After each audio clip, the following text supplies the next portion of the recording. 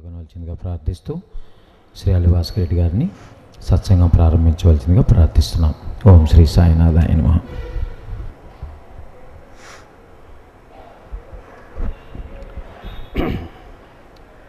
Shri Sachchidananda Sadhguru Sainath Maharaj key జై. శ్రీ గురు కరుణా హితకర చరణ సేవ్యమానార్య దేవా. శ్రీ గురు కరుణా హితకర చరణ సేవ్యమానార్య దేవా. సత్సంగత్వాత్ సహితవచనో జ్ఞానమావృత్య చేతో. సత్సంగత్వాత్ సహితవచనో జ్ఞానమావృత్య చేతో. వీణాపాణి మృదుతరవచో జ్ఞానవాణి సవర్ణే.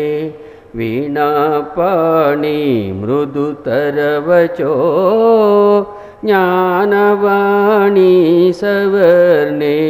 సాయినాథ పరమపురుష దేహి మే నిత్యశాంతిం.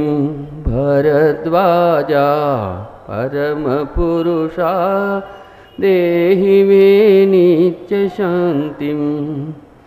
శాంతాకారం భుజగశయనం పద్మనాభం సురేశం. విశ్వాకారం గగనసదృశం మేఘవర్ణం శుభాంగం. లక్ష్మీకాంతం కమలనయనం యోగిహృద్ధ్యానగమ్యం. వందే విష్ణుం భవభయహరం సర్వలోకైకనాథం. వందే సాయిం భవభయహరం సర్వలోకైకనాథం.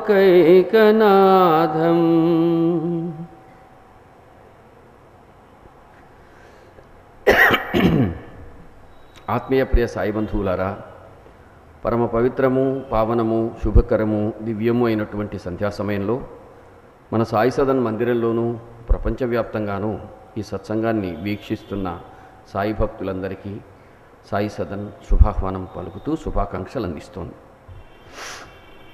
ఈ వారం ఒక సాయి భక్తుల యొక్క జీవితాలలో ఎంతో ముఖ్యమైన అంశాన్ని గురించి ప్రస్తావించమని, మన దేశంలోనే కాకుండా ప్రపంచవ్యాప్తంగా ఎంతోమంది అభ్యర్థించిన మేరకు ఈరోజు మామూలుగా మనం చెప్పుకునే విష్ణు సహస్రనామంతో పాటు ప్రధానంగా అనేక మంది సాయిబాబా భక్తుల యొక్క అంతరంగంలో మెలుగుతుండేటువంటి భావాల సమాహారానికి సమాధానం చెప్పుకోవటంగా ఈ సత్సంగాన్ని మనం నిర్వహించుకుంటున్నాం. ఈ సత్సంగం, ఈ కార్యక్రమం తర్వాత యూట్యూబ్లో కూడా అప్లోడ్ చేయబడుతుంది. కాబట్టి దాన్ని ఎవరైనా తర్వాత ఇంటర్నెట్లో వీక్షించదలుచుకున్నట్టయితే కూడా చూడవచ్చు. మన దేవాలయ కార్యక్రమాలు ఇక ముందు మీరు srisaisadan.org అనే దాంట్లో యూట్యూబ్లో కూడా చూడవచ్చును. ఈ విషయం గమనించమని ప్రార్థిస్తూ ఈనాటి సత్సంగాన్ని మనం ఇప్పుడు నిర్వహించుకుంటూ ఉన్నాం. ముఖ్యంగా యుగ యుగాల మానవ చరిత్రను, ముఖ్యంగా భారతదేశ మహనీయుల చరిత్రను చూసినట్టయితే మనకు ఒక విశేషం కనిపిస్తూ ఉంటుంది. అది ఏ మహాపురుషుడినైనా అధిక శాతం మంది మనుషులు అనుసరించడం ప్రారంభించగానే దాని గురించి ఒకవైపు విమర్శించేవారు తయారవుతారు. ఈ విమర్శలు ఒకవైపు వస్తుంటాయి, ఈ సానుకూల దృక్పథం ఒకవైపు సాగుతూ ఉంటుంది. ఈ రెండు రకాల మనుషులు మానవ స్వభావంలో ఉంటుందని చెప్పి మనోవైజ్ఞానిక శాస్త్రవేత్తలు చెబుతారు. అంటే ఎవరైతే బహిర్ముఖులుగా ఉంటారో వాళ్ళు చాలా వరకు ఉత్తమత్వాన్ని విమర్శిస్తూ ఆధ్యాత్మికత ఇట్లాంటి వాటిని కాదంటూ ఉంటారని, అంతర్ముఖులు దాన్ని అంగీకరిస్తారని చెప్పి మనోవైజ్ఞానిక సిద్ధాంతుల శాస్త్రజ్ఞుల అభిప్రాయం. అందుచేత మనము ఒక విషయాన్ని గురించి సానుకూల దృక్పథంతో చూసేటప్పుడు అనేక కోణాల్లోంచి దాన్ని మనం పర్యాలోచించుకోవటం తప్పనిసరి అయిన అంశం. ముఖ్యంగా ఈరోజు భారత జాతి చరిత్రలో సువర్ణాక్షరాలతో రాయదగినంతటి మహత్తరమైన రోజులలో మనం ఉన్నాం. ఏమిటయా దాని విశేషం అంటే, ఎల్లలోకము ఒక్క ఇల్లై వర్ణభేదములెల్ల కల్లై మతములన్నీయు మారిపోవును జ్ఞానమొక్కటే నిలిచి వెలుగును అని 150 సంవత్సరాల నాడు ఒక తెలుగు భాషలో గొప్ప దార్శనికుడైనటువంటి గురజాడ అప్పారావు గారు ప్రస్తుతించారు. ఆ కథ, ఆ భావము సాకార రూపంగా ధరించింది శ్రీ షిరిడీ సాయిబాబా వారి జీవితంలో. మొత్తం సువిశాలమైన భారతదేశంలో ఎన్నో జాతులు, ఎన్నో రకాల జీవన పరిస్థితులు, ఎన్నో భాషలు, ఇవన్నీ కలగలిసిన సుసంపన్నమైన అతి విశిష్టతరమైన భారత జాతిలో అతి విశిష్టతరమైనటువంటి సద్గురుమూర్తి ఎవరంటే శ్రీ షిరిడీ సాయిబాబా. ఆయన స్థానాన్ని గురించి, ఆధ్యాత్మికతలో ఆయన అవతార మహాత్మ్యాన్ని గురించి ఇంకా ఎంతగానో సాయి భక్తులందరూ తెలుసుకుంది, పంచుకోవలసిన అవసరం ఏర్పడిన పావనమైన సమయం ఇది. గనుక ఈ కాలం భారతదేశ చరిత్రలో బాబావారి ఒక భక్తుల యొక్క బాధ్యతా చరిత్రలో చాలా విశిష్ట సమయంగా మనం భావిస్తున్నాం. ముఖ్యంగా మనం నిజంగా బాబా గురించి తెలిసి బాబాను మన హృదయంలోకి ఆహ్వానించి ఆయన చెప్పినటువంటి మహత్తరమైన జీవిత ప్రబోధాన్ని జీవితంలో అన్వయించుకునేటువంటి వారికి ఈనాడు జరుగుతున్న ఈ పరిణామం శుభపరిణామం. ఏ విధంగా శుభపరిణామం అంటే, ఎవరైతే ఇటువంటి మహనీయ మూర్తుల గురించి వేనోళ్ల ప్రపంచానికి తెలియజేయవలెనో అటువంటి వారి నుంచి నిజంగా మనది ఒక అద్భుతమైన సంస్కృతి. మన దేశంలో ఋషులను, చక్రవర్తులు, రాజాధిరాజుల నుంచి సామాన్యుడి వరకు పదాక్రాంతమై నమస్కరించి శరణాగతి చేసి అతి పేదవాడైనా ధనికుడైనా నిర్ధనుడైనా ఆబాలగోపాలము ప్రస్తుతించిన జాతి భారతీయులొక్కరే. మహానుభావులను, రాజులు, చక్రవర్తులు కూడా దండకమండలాలతో కౌపీనధారిగా వచ్చిన ఋషి అయినటువంటి విశ్వామిత్రుణ్ణి ఆదరించిన దశరథుడి జాతి మనది. ప్రాణప్రదంగా పెంచుకున్న కుమారుణ్ణి పంపిన జాతి మనది. ఎప్పుడూ శతానందుడితో సలహాపడినటువంటి జనకుడి జాతి మనది. అనేక మంది ప్రతి రాజులు, చక్రవర్తులు, మహాపురుషులందరూ కూడా ఋషుల పాదాక్రాంతమైన విశిష్టతర రఘువంశ రాజుల యొక్క అప్పటి నుంచి ఆధునిక కాలం వరకు ఉండేటటువంటి మంచి మనుషుల జాతి మనది. ఋషులను గౌరవించే జాతి మనది. అయితే కొన్నిసార్లు ఈ ధర్మంలో కూడా అనేక రకాల ప్రశ్నార్థకాలు రావటం మనం చూస్తూ ఉంటాం. ఎందుకంటే మన ప్రాచీన ఋషులు ప్రతి అంశాన్ని స్పర్శించి చెప్పి ఉన్నారు. ముఖ్యంగా ఆదిశంకరాచార్యుల వారు ఒకప్పుడు ఇటువంటి ప్రశ్నను ఆయన ఎదుర్కొని చెప్పారు. ఆయన చెప్తున్నటువంటి ఆ సిద్ధాంతాన్ని ఆ చుట్టూ ఉండే వాళ్ళందరినీ అంగీకరింపచేయటంలో ఆయన ఎంతో కష్టపడ్డారు. అందుకని ఆయన భారతదేశం మొత్తం పర్యటించారు. దేశాన్ని ఎంతగా ప్రస్తుతించి ఆయనను ఎంతగానో మన దేశాన్ని సముద్ధరించడానికి కృషి చేసిన మహాపురుషులు ఆదిశంకరుల వారు ఉన్నారు. అటువంటి శంకరుడు చెప్పారు, దేవుడు ఉండేది ఎంత నిజమో ఆ దేవుడి పేరుతో మూఢనమ్మకాలు ఉండేది అంతే నిజము అని జాగ్రత్త పడమన్నారు. అదేవిధంగా ఉత్తమమైన సాధు లక్షణాలను కూడా వారు చెప్పి ఉన్నారు. బాధాకరమైన విషయం ఏంటంటే, ఈ ఉత్తమమైన సన్యాస ధర్మాన్ని ఎవరైతే ప్రస్తుతించి చెప్పారో ఆ శంకరాచార్యుల వారి విధానంలో ఈనాడు మనం చూస్తున్న అనేక మంది మహనీయులైనటువంటి పెద్దలు లేరనేది వాస్తవం. సాధుజీవనం గడిపే అనేక మందికి నమస్కరించే జాతిలో ఆర్య శంకరాచార్యుల వారు చెప్పినటువంటి మఠామ్నాయపు భావనతో చూసినట్టయితే ఎంతమంది అలా ఉన్నారు? ఎంత ఉన్నా, ఎంత తక్కువ ఉన్నా సాధువు భారతీయులకు నమస్కార్యుడు అనే భావాన్ని ఈనాడు కూడా కలిగి ఉన్న జాతి భారతీయులు ఒక్కరే. అయితే ఈ సమస్య ఎక్కడొచ్చిందంటే, నిజంగా 97 సంవత్సరాల నాడు దేహం విడిచాడు ఆయన. అంతకు మునుపు ఒక 60 సంవత్సరాలు మహారాష్ట్రలో ఎక్కడైతే భక్తి ప్రపత్తులు వెల్లివిరిశాయో భారతదేశపు హృదయాన్నంతటినీ సుసంపన్నమైన భక్తిభావంతో అందరూ భగవంతుడికి కులం మతం అనే భేదం లేదని చెప్పినటువంటి ఋషుల నేలలో ఆబాల గొరపాలము ఎక్కడ భగవత్ స్మరణ జరిగితే అక్కడంతా పరవశిస్తారో అటువంటి మధ్య భారతం దగ్గరగా ఉండేటటువంటి మహారాష్ట్రలో ఒక మారుమూల పల్లెలో ఒక ముస్లిం చక్రవర్తి పేరుతో ఉండేటటువంటి ఒక జిల్లాలో ఆ తాలూకాలోనే అక్కడ చాలామందికి ఆ ఊరి పేరు తెలియని రోజులలో పెంట కుప్పలేసుకునే దాని మధ్య వేప చెట్టు కింద ఒక కుర్రోడు కనిపించాడు.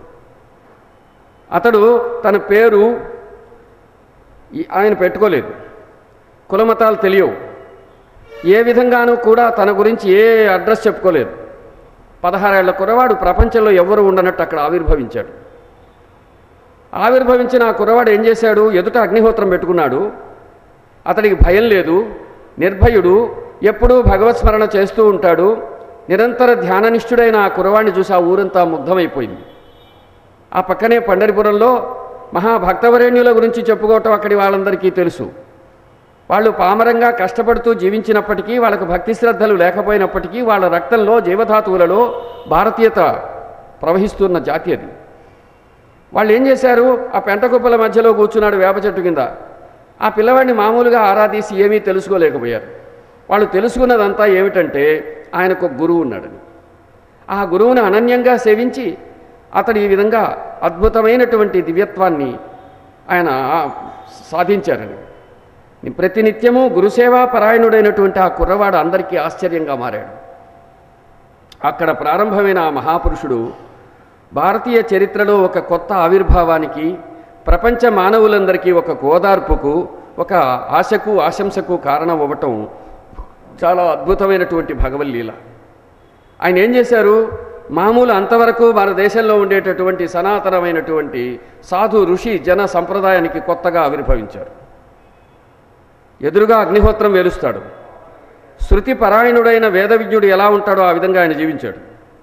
ఆయన ఎప్పుడూ వేదాంతం మాట్లాడలేదు, బ్రహ్మ మాయా ఇలాంటి పదాలు ఉచ్చరించలేదు. కానీ ఆయన ఆనాడుండేటటువంటి మనుషుల మానవ జీవన సమస్యలన్నిటికీ సమాధానం తన ఆచరణ ద్వారా చెప్పాడు. ఆయనకు ఏమాత్రం వారసులు లేరు. అంతేకాకుండా ఆయన తనకు ఒక గద్దెను పీఠాన్ని ఏర్పాటు చేసుకోలేదు. తను ప్రచారం చేసేవాళ్ళని పొగడలేదు, మహత్తులు చెయ్యలేదు, ఇట్లాని హాంఫట్ మంత్రాలు చెప్పలేదు. అందుకని మనుషులని లేనిపోని అవి ఇవి భవిష్యత్ దర్శనాలు ఇవి సూచించలేదు. అంతవరకు ఉన్నటువంటి మిగతా విషయాలు ఏవీ లేకుండా అతి సాధారణంగా జీవించారు. భిక్షతో జీవించాడు. ఆ భిక్ష కూడా చాలా నియమబద్ధమైనది. కొన్ని ఇళ్ల ముందు నిలబెడతాడు, మీకు మేలవుతుంది ఏమన్నా ఇమ్మంటారు, ఇచ్చితే తీసుకుంటాడు, లేకపోతే వెళ్ళిపోతాడు, నిర్విచారంగా గడుపుతాడు. భిక్షతో జీవిస్తాడు, చెట్టు కింద ఉంటాడు. ఒకసారి కొద్ది రోజులు కనిపించకపోయి మళ్ళీ వచ్చారు ఒక పెళ్లివారితో కలిసి.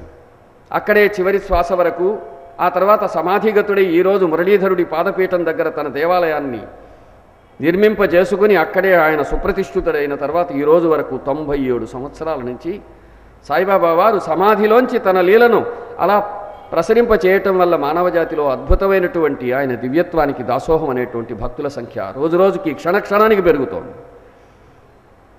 ఈరోజు ప్రపంచంలో ఉండే మానవులందరూ ఒక చోట సమీకరణమై ఊరికే ఊహించుకుందాం, వాళ్ళందరి జీవిత సమస్యలన్నిటికీ ఏదైనా ఒక పరిష్కారం ఎక్కడ దొరుకుతుంది అని గన ప్రయత్నిస్తే అది షిరిడీ సాయిబాబా వారి పాదాల చెంత మాత్రం లభిస్తుంది.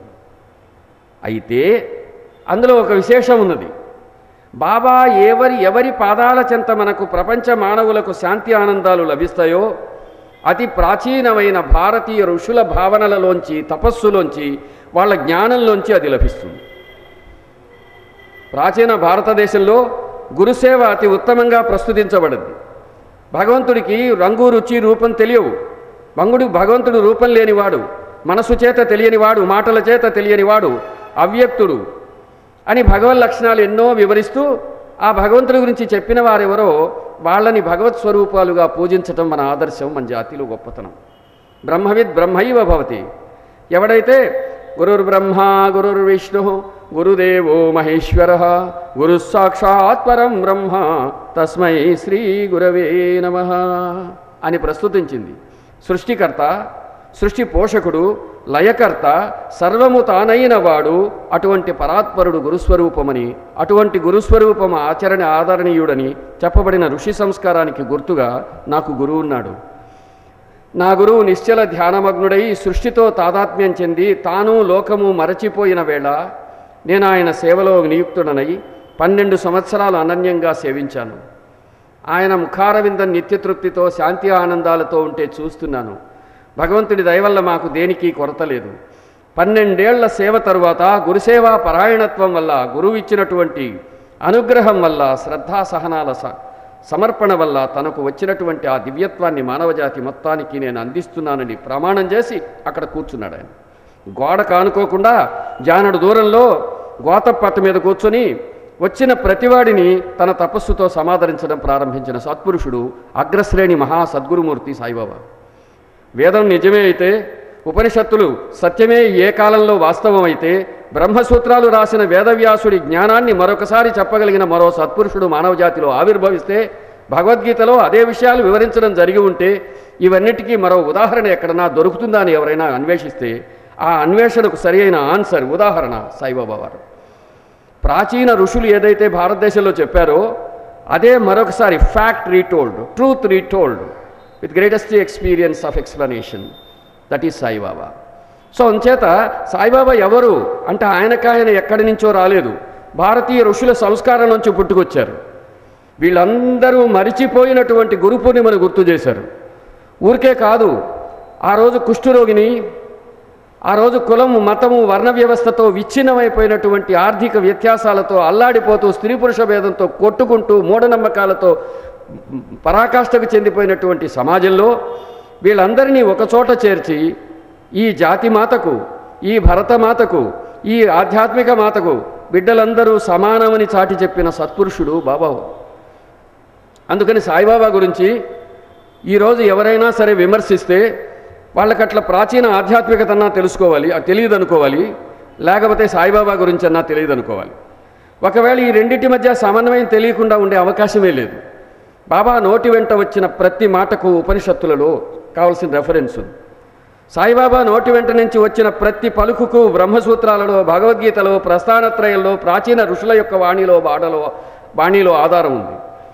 అంతకంటే ఒకవేళ సాయిబాబాను గన హిందువు, భారతీయుడు కాదంటే ఇక ఈ దేశంలో భారతీయుడు సింధు అని చెప్పుకోదగడు, వాడు ఇంకొకరు మిగలడు అని ఎలా చెప్తావా? నీకెంత ధైర్యం అంటే, అవును నిజం, మీరు తెలియక మాట్లాడుతున్నారు, తెలిసిన వాళ్ళు మాట్లాడరు. ఎందుకనంటే సగటు భారతీయుడికి ఈరోజు ప్రస్థానత్రయంలో చాలా భాగాలు తెలియవు, ఉపనిషత్తులు మనకు తెలియవు. ఉపనిషత్తులలో మొదటి మంత్రం ఏం చెప్తుందో దానికి సగుణ సాకార రూపంగా సాయిబాబా ఉన్నాడు. ఈశావాస్యమిదగం సర్వం యత్కించ జగత్యాం జగత్ తేన త్యక్తేన భుంజీత మా గృదః కస్య సిద్ధనం. ఈ మాటకు ఉండేదంతా ఒక్కటే, అన్యమే లేదు, అది పరాత్పరుడైన భగవంతుడి యొక్క రూపమని దాని భావం. వేదము ప్రతిపాదించిన మొదటి సత్యము, జ్ఞానస్వరూపమైనటువంటి ఈశోపనిషత్తులో మొదటి మంత్రవర్ణం ఇది. ఇందులో ఏం చెప్పినారో తెలుసా? అంతా ఒక్కటే, అన్యం లేదు అని. ఆ మాట సాయిబాబా చెప్పున్నాడు. సాయిబాబా ఎక్కడ చెప్పాడు? ఒక మారుమూల శ్రామికులుండే ఒక పల్లెలో చెప్పున్నాడు.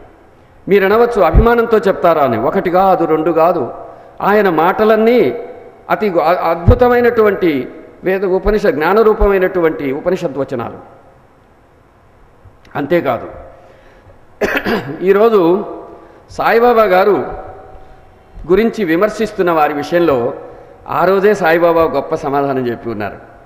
మిత్రులారా, సోదరులారా, గురుబంధువులారా, ప్రధానంగా కొంతమంది మిత్రులందరూ అనేక ప్రాంతాల నుంచి ఈ విషయమై ప్రస్తావించినప్పుడు మనం సవినయంగా ఒక సమాధానం చెప్పుకున్నాం. ఇప్పుడు బాబా గురించి విమర్శించే వారికి, ఇక ముందు ఎవరైనా విమర్శిస్తే వారికి, వీరందరికీ కూడా కలిపి సాయి సదన్ వేదిక మించి ప్రపంచంలో ఉండే సాయిబాబా భక్తులందరి తరపుగా విమర్శించే వారందరికీ, మధ్యలో ఉండే వారందరికీ కూడా మనం చెప్పుకుంటున్న సమాధానం ఇది. శ్రీ సాయిబాబా గొప్ప మానవతావాదే కాకుండా, ఆధ్యాత్మికమైన సద్గురువర్యుడే కాకుండా, సమస్త దేవతలు, మహానుభావులు, మనుషులందరూ, జీవులన్నీ కూడా తన రూపమని చాటి చెప్పడమే కాకుండా ఆయనలో మరో అద్భుతమైన కోణం ఉన్నది. సాయిబాబా వారిలో మరొక అద్భుతమైన కోణం ఉన్నది. అదేమిటంటే ప్రవర్తనానుశీలం. మనిషి ప్రవర్తనను ఎట్లా సంస్కరించుకోవాలో చెప్పినవారు ఆయన. అందులో ఒకటి ఇప్పుడు విమర్శిస్తున్న ఈ పెద్దలందరికీ గొప్ప సమాధానం. ఒకసారి సాయిబాబా వారికి ఆయన రోజు అందరూ భిక్ష ఇస్తారు, దక్షిణ ఇస్తారు, అదంతా అప్పటికప్పుడే పనిచేస్తాడు.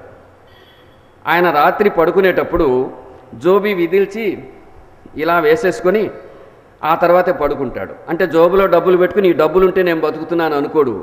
నా గురుదేవుడు విశ్వాత్మకుడు పరాత్పరుడు నన్ను సంరక్షిస్తున్నాడనే విశ్వాసానికి ఆచరణ రూపమైనటువంటి మహాపురుషుడు సాయిబాబా. బాబావారు దేహం చాలించినప్పుడు ఆయన జోబులో ఉన్నది 16 రూపాయలు. ఆ రోజు ఒక దేహాన్ని సమాధి చేయడానికి సరిపోతాయి. అయితే ఆయన మొత్తం మీద ఎప్పుడు రోజు ఎంతోమందికి విశేషంగా భారతీయ ఋషి విధానాన్ని బట్టి దానం ధర్మం చేసేవారు.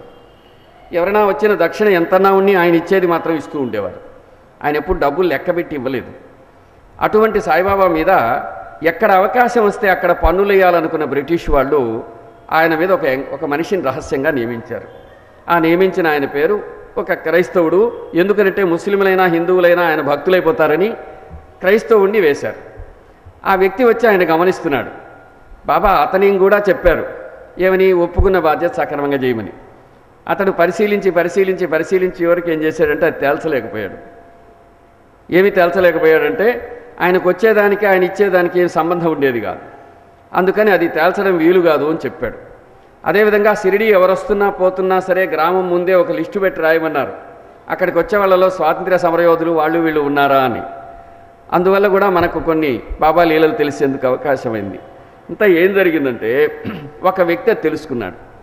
ఏంది, సాయిబాబా దగ్గర భక్తుడి రూపంలో ఉండే ఒక అతను నిజానికి ఒక గూఢచారి, బాబా మీద ఎంక్వైరీ కమిషన్ లాగా వచ్చి ఉన్నాడు. అతను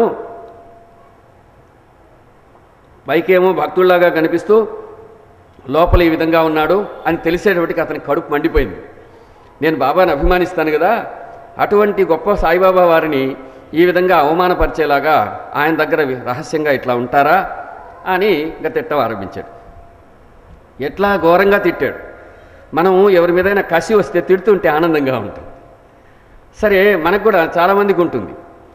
ఇతరుల దురభ్యాసం అంటే ఇతరుల గురించి అనవసరంగా మాట్లాడటం, అది మానవుల్లో చాలామందికి ఉంటుంది. అతను బాగా కసిగా తిట్టాడు. ఎంతసేపు తిట్టాడంటే మధ్యాహ్నం నుంచి సాయంత్రం 4 గంటల వరకు తిట్టాడు. తిట్టిన తర్వాత 4 గంటలకి షిరిడి సాయిబాబా వారు షిరిడీలోనే లెండి తోటకు వెళ్ళేవారు. బాబా కదులుతున్నారు, ఈ భక్తుడు కూడా వెళ్ళేటప్పటికి ఇప్పుడు లెండి అంతా కలిసిపోయింది కదా, అక్కడ ఒక జలధార వస్తూ ఉంటుంది. అక్కడే లెండి తోట ఉండేది. ఇప్పుడు ఉండే మనకు ఆఫీసులన్నీ కూడా అక్కడ కట్టి ఉన్నారు. మేము వెళ్ళినప్పటికీ ఆ తోట వేరుగా ఉంది, సెపరేట్గా ఉంది. ఇక్కడి నుంచి ఇట్ట వెళ్ళేవారు బాబా అని దారి అది ఉండేది మొదట్లో. అక్కడ ఏమైందంటే బాబా నడవడం ప్రారంభించారు, ఇతను పోతున్నాడు.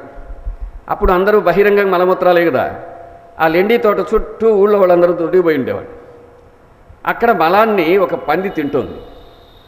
ఆ పంది ఇష్టంగా తింటోంది. సాయిబాబా ఏం చేశారంటే, ఏమోయి నువ్వు షిరిడి వచ్చి మాత్రం ప్రయోజనం ఏంది, పావనమైన తపోస్థలమైన ఈ పావన క్షేత్రానికి వచ్చి నీకు ఉపయోగం ఏంది, నీ సోదరుడైన సాటి మానవుణ్ణి నువ్వు అనవసరంగా అంతగా దూషించావు కదా, ఇంతకీ నువ్వు చేసిన దూషణ ఎలాంటిదో తెలుసా, ఆ పంది వ్యర్థమైన మలాన్ని నాలికతో ఏ విధంగా శుభ్రం చేస్తున్నదో ఆ విధంగా వాళ్ళ కర్మలను వాళ్ళ పాపాలను దీన్ని నువ్వు పుచ్చుకున్నావు అని అతన్ని అతి ఘాటుగా మందలించారు. ఆ ఘాటైన మందలింపు కేవలం అతనికే కాదు, ఇప్పుడు ఎవరైతే సాయిబాబాను దూషిస్తున్నారో, ఎవరైతే సాయిబాబాను నిర్హేతుకం కాకుండా విమర్శిస్తున్నారో, బాబా లాంటి సత్పురుషుణ్ణి పరాత్పర పురుషుణ్ణి ఇట్లా చేస్తున్నారో వాళ్ళందరూ కూడా మనం సంతోషించాలి, సాయి భక్తులందరూ సంతోషించాలి.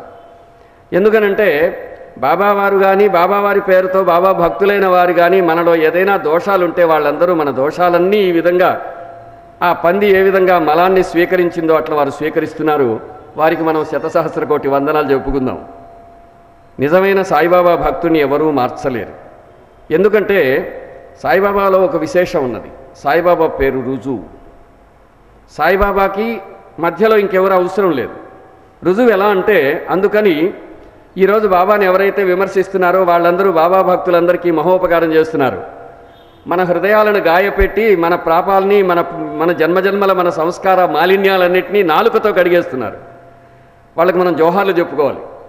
నిజంగా మన భక్తి ఎంత గొప్పదో, నిజంగా దీనికి ఒక లిట్మస్ టెస్ట్ లాంటిది అనుకోవాలి.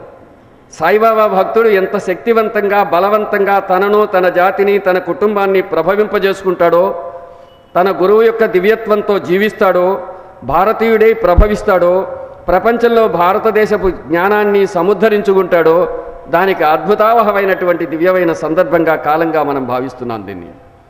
అందుకని ఈ తిట్లు నిందలు వీటి గురించి ముందుగానే బాబావారు చెప్పి ఉన్నారు కనుక మనం బాధపడటం తగదు. ఎందుకంటే అరచేతిని అడ్డుపెట్టి ఇంతవరకు అరుణోదయం ఆపిన వారు ఎవరూ లేరు. అందుకని ప్రపంచ మానవుల అన్ని జీవిత సమస్యలకు సమాధానం చెప్పిన సద్గురు వరేణ్యుడైన సాయిబాబా విషయంలో ఎవరో ఎక్కడో ఎవరో ఈ విధంగా చేసినంత మాత్రాన దానివల్ల వచ్చే నష్టము సాయిబాబా ప్రగతికి కానీ బాబా దివ్యత్వానికి కానీ మహోన్నతమైనటువంటి ఆయన అవతార విశేషానికి కానీ ఏమాత్రం ప్రభావం ఉండబోదు. అందువల్ల వారికి మనం నిజానికి కృతజ్ఞతలు చెప్పుకుందాం. తిట్టినవాడు మనకు మేలు చేస్తున్నాడు. తిరిగి తిట్టకపోవటంలోనే మనం నిజంగా బాబా పాదాలను ఆశ్రయించినటువంటి సముద్ధరణ శక్తి ఉంది. అయితే సత్సంగము ఇటువంటి మందిరాల ద్వారా సరి అయిన సమాధానం చెప్పుకోవటం అనేటటువంటి ఒక బాధ్యత ఉంది కనుక ఆ బాధ్యతను మాత్రమే నిర్వర్తిస్తున్నాం, కానీ ఇక్కడ ద్వేషం లేదు. ఎవరైతే దూషించారో ఆ దూషణల వల్లనే మనకి ఈరోజు ఇటువంటి అవకాశం లభించి ఈ విధంగా చెప్పుకునే అవకాశం వచ్చిందని ఆ దూషణకు కూడా మనం కృతజ్ఞత చెప్పుకుంటూ, అది కూడా సాయిబాబా యొక్క మహోన్నతమైన మన ప్రేరణగా భావిస్తాం మనం.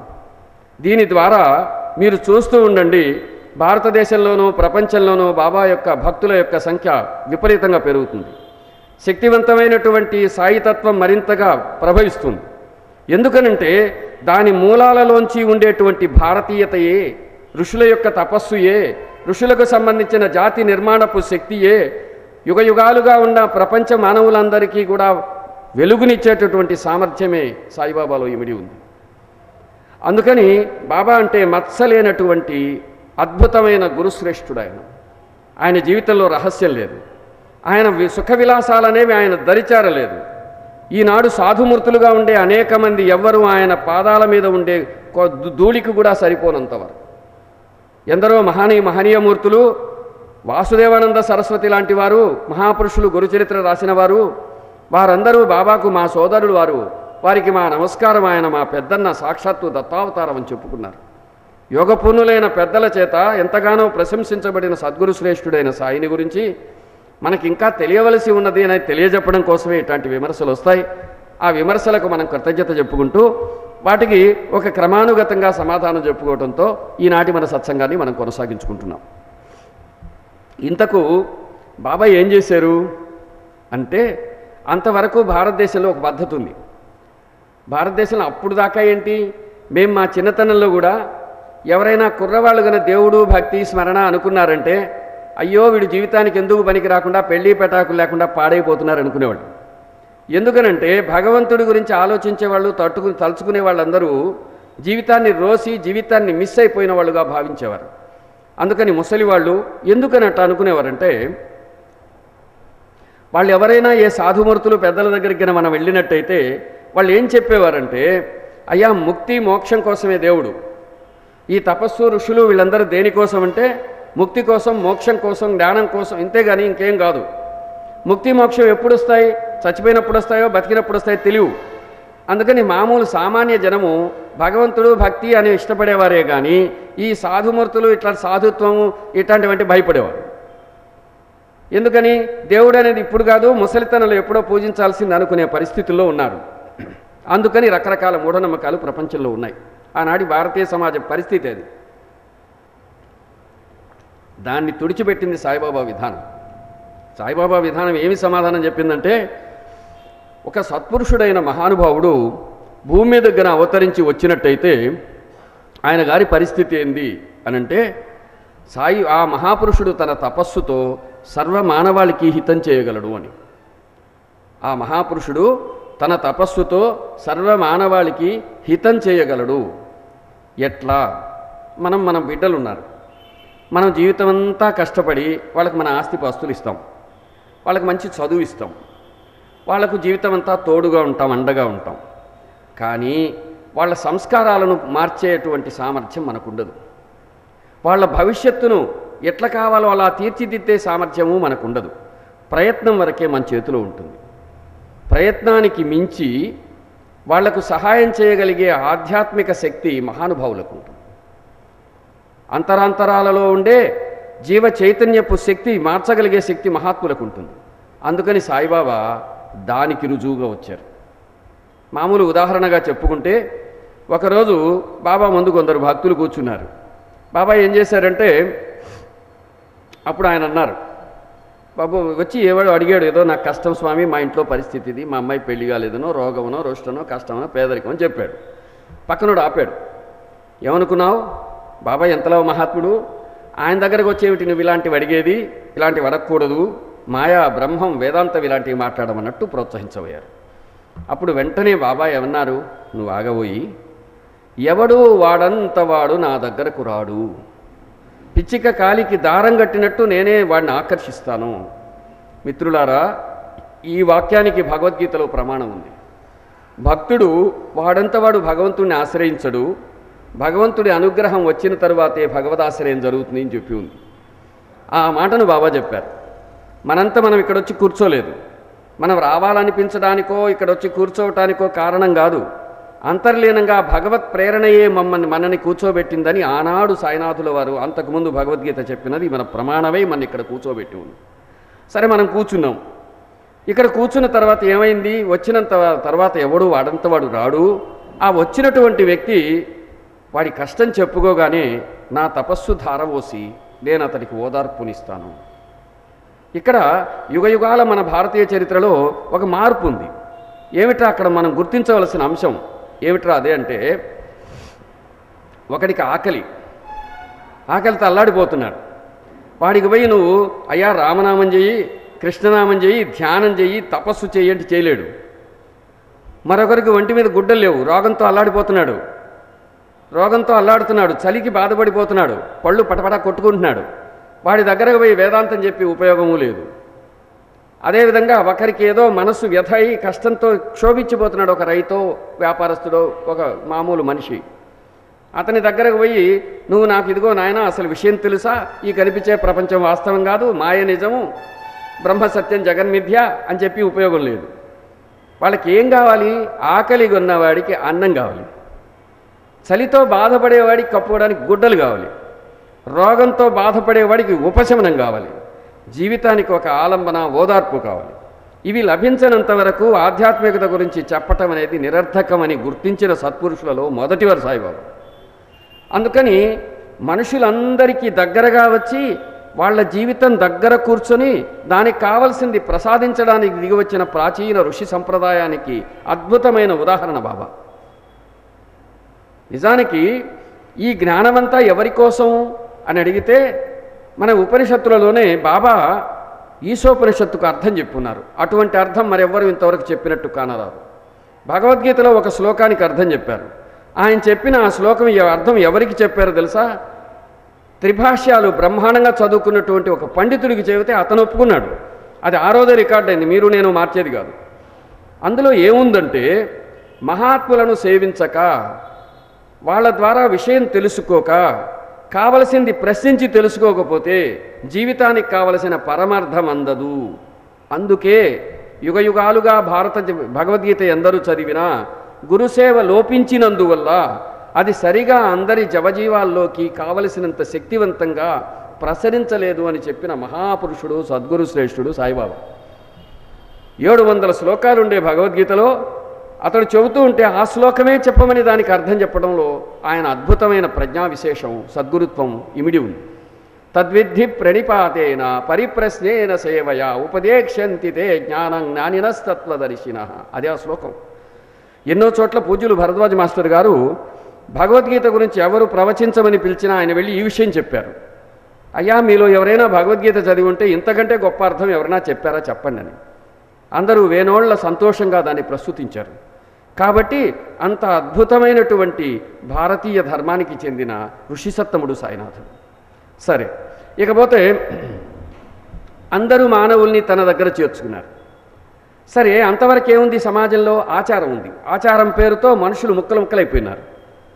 ఆచారంలో ఉండే పవిత్రతను సాయిబాబా ఒప్పుకున్నాడు. ఎట్లా? నువ్వు ఏ దేవతనన్నా పూజించు, ఆయనకు అభ్యంతరం లేదు.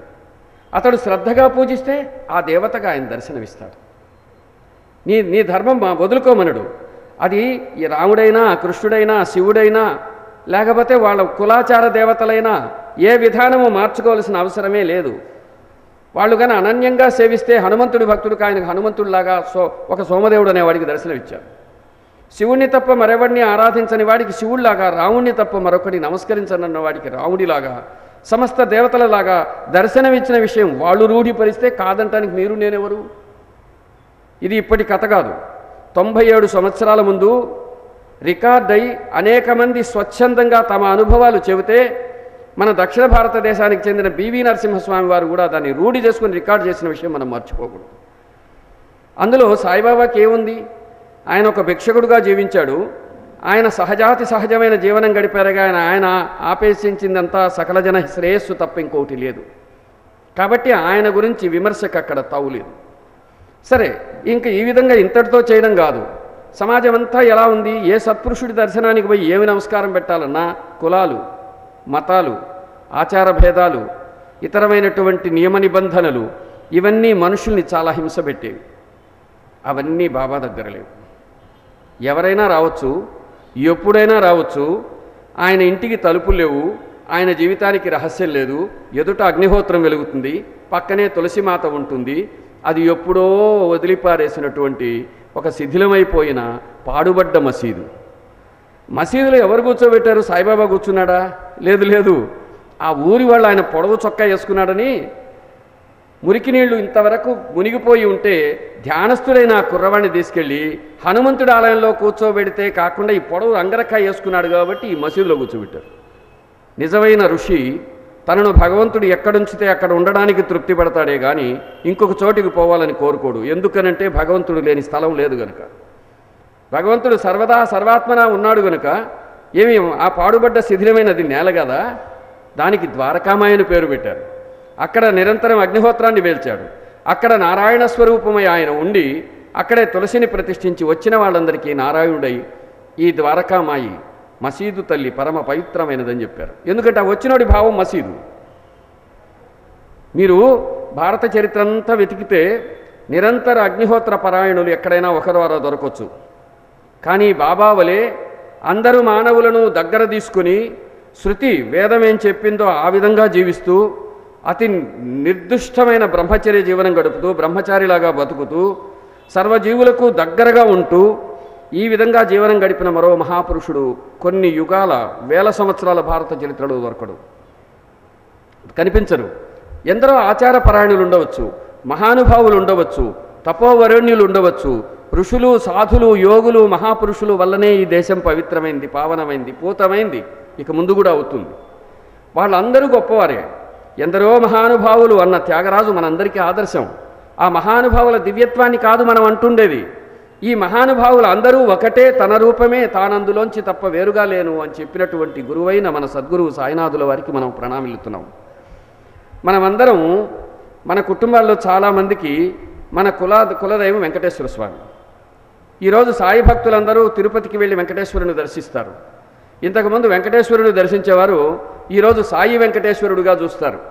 ఓ సాయినాథ, ఈ వెంకటేశ్వర స్వామి రూపంలో ఉన్నావా తండ్రి, నీకు నమస్కారం అంటాడు. సద్గురువుని మన కులదైవంగా చూడటం ఉత్తమ భారతీయ సంప్రదాయం. ఆ సంప్రదాయానికి సగటు మనిషిని తీసుకెళ్తున్న బాబా విధానానికి జోహార్లు. అందుకని ప్రాచీన ఋషి విధానం ఏమాత్రం డిస్టర్బ్ చేయకుండా దాని మధ్యలో వచ్చేటటువంటి ఇతర పొరపచ్చాలని పక్కన పెట్టి, మూఢాచారాలన్నీ పక్కన పెట్టి, సదాచారాలకు అవకాశం ఇచ్చి సమున్నత భారతీయ సమాజ నిర్మాణంలో భాగంగా ఉన్న అతి గొప్ప ఆవిష్కర్త సాయిబాబా. అందుకని ఆధ్యాత్మికత బాగా తెలిసిన వారికైనా ఆయనతో ఇబ్బంది రాదు. అట్లా కాకుండా నిజమైన సత్పురుష లక్షణాలను గమనించి చూసిన ఆయనలో అనుమానం రాదు. ఈరోజు ఇన్ని కోట్ల మంది భారతీయులు సాయిబాబాను ఆరాధిస్తున్నారంటే వారు ఏమీ ఆయన నుంచి పొందకుండా ఆరాధిస్తున్నారంటారా? అందరూ అమాయకులు అంటారా? నాకు తెలిసినంత వరకు ప్రతి భక్తుడు ఏదో ఒక అనుభూతిని, ఆయన అనుగ్రహాన్ని, లీలను చవిచూచి మాత్రమే ఈరోజు బాబాను అనుసరిస్తున్నారు. లేకపోతే ఒక ఛాలెంజ్ ఉంది దానికి. బాబాయే చెప్పి ఉన్నారు, ఎవరికైనా బాబా యొక్క దివ్యత్వాన్ని పరీక్షించుకోవడానికి ఇది ఎవరికి వారే, తల్లి ప్రేమ వంటిది ఇది.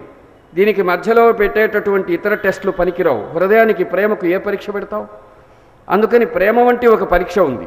ఆ పరీక్షలో ప్రతి భక్తుడి హృదయంలో బాబా నెగ్గాడు గనుకే ఈనాడు బాబా భక్తుల సంఖ్య ప్రపంచవ్యాప్తంగా పెరుగుతోంది.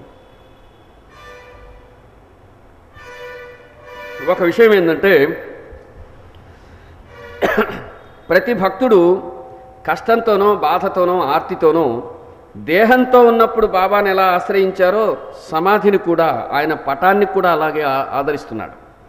ఆయన విగ్రహం దగ్గరికి వెళ్ళి నమస్కరించుకున్న అటువంటి దివ్యలీల అనుభవం అవుతుంది.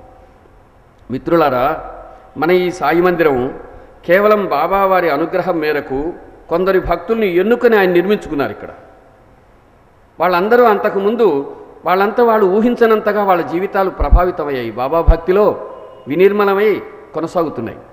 సాక్షాత్తు బాబా వారి అగ్నిహోత్రం ప్రసాదించబడి ఇక్కడ ఉంది. ఈ మందిరంలో గత 11 సంవత్సరాలలో ఎన్ని వేల మందికి ఎన్ని దివ్యానుభవాలు వచ్చాయో వాళ్ళందరినీ కూర్చోబెట్టుకొని చెబితే మరొక అద్భుతమైన సాయి సచ్చరిత్ర కంటే పెద్ద గ్రంథం అవుతుంది. అంటే ఇదే విధంగా అనేక మందిరాలలో, అనేక పావన క్షేత్రాలలో, భారతదేశంలో మొత్తం అన్ని చోట్ల కూడా బాబా తన దివ్య లీలావతార చరిత్రను కొనసాగిస్తున్నాడు. అంటే భక్తుడికి బాబాకి మధ్యలో ఉండేటువంటి అనుభూతి, ప్రేమ, ఆత్మీయత, దగ్గరితనము దూరంగా ఉండే వాళ్ళకి తెలిసే అవకాశం లేదు. అందుకని సాయిబాబా అంటే ఒక అనుభవం, సాయిబాబా అంటే ఒక అండ, సాయిబాబా అంటే ఒక సపోర్ట్, సాయిబాబా అంటే అన్ని కాలాలలో, మెలకువలో, నిద్రలో, సర్వకాల సర్వావస్థలలో మన తప్పులెన్నకుండా మనని అనుగ్రహించే కరుణారస సింధువు. అంటే మనం ఎన్ని తప్పులు చేసి ఉండొచ్చు, ఆ తప్పులన్నీ క్షణంలో తన తపస్సుతో దగ్ధమనర్చి ఈ రోజు నుంచి పరిశుద్ధ జీవనం గడిపేలాగా ప్రేరేపించినటువంటి సంస్కర్త సాయిబాబా. బాబా పద్ధతిలో శిక్షణలు ఉన్నాయే కానీ శిక్షలు లేవు. శిక్షణ ఉంది. ఆ శిక్షణ ఎవడికి వాడు విధించుకుంటాడు.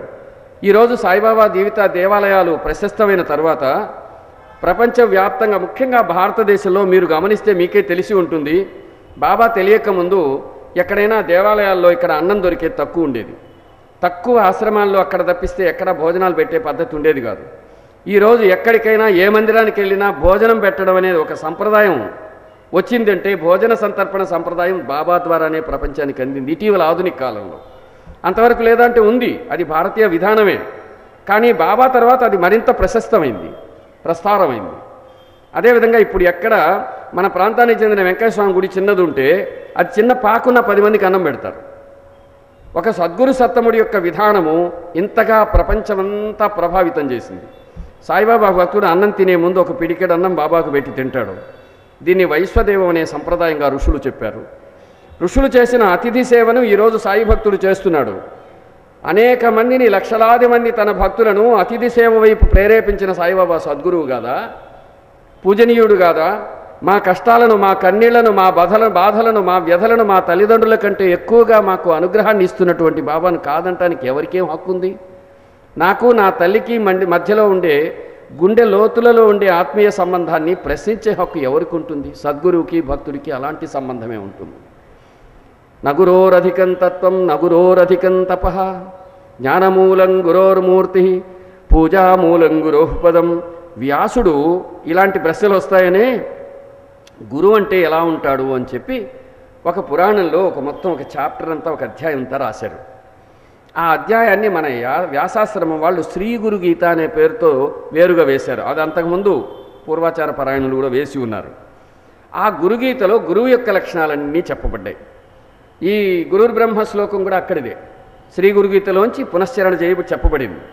అందులో ఏముందంటే మొదటి శ్లోకమే చదువుతుంది, అయ్యా భగవంతుడి లక్షణాలు ఏవైతే ఉన్నాయో అవన్నీ మహాత్ములలో రుజువయ్యాయి. ఎలా?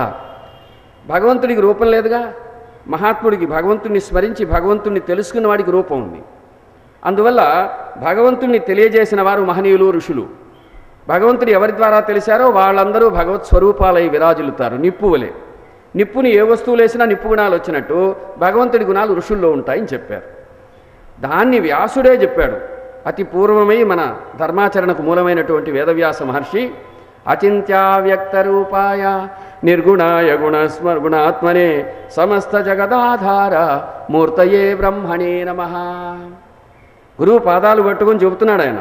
ఏమని? అచింత్య అవ్యక్త రూపాయ. చింతించడానికి, ఆలోచించడానికి వీలు కాదు, ఆలోచిస్తే తెలియదు. అవ్యక్తం, వ్యక్తము కానిది. అవ్యక్తం అచింత్య వ్యక్త రూపాయ నిర్గుణాయ గుణాత్మనే.